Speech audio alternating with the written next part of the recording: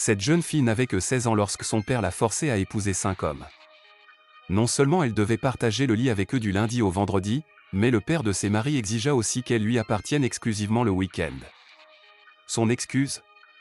Il affirma avoir dépensé une somme énorme estimée à 500 roupies pour marier ses 5 fils, et considérait donc qu'il avait le droit de passer les samedis et dimanches avec elle.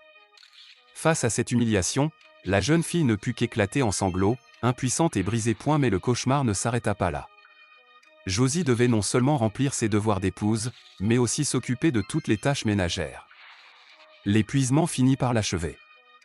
Heureusement, le plus jeune des frères était encore à l'école, et il se montrait doux et attentionné. Il la laissait souvent se reposer et allait lui-même chercher de l'eau. Contrairement à ses frères, il ne la forçait à rien. Au contraire, il commença à lui enseigner la lecture et l'écriture. Peu à peu, Josie développa des sentiments tendres à son égard. Mais ce rapprochement éveilla la jalousie du père et des autres frères. Le fait que Josie refuse désormais de partager leur lit les rendit furieux. Le beau-père déclara que le plus jeune fils avait de mauvais résultats à l'école, et lui interdit d'approcher Josie. Pire encore, les frères tendirent une embuscade à leur cadet sur le chemin de l'école, et montèrent de toutes pièces un suicide par noyade.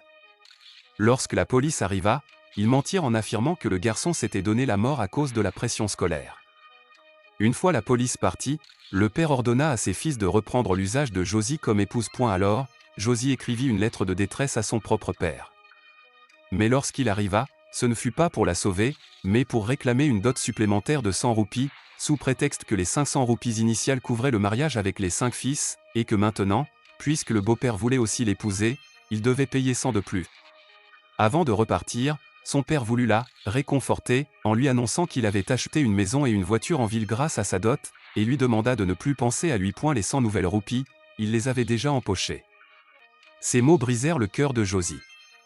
Son dernier espoir venait d'être enterré. Avant de s'en aller, son père la bénit et lui souhaita de mettre au monde 100 fils.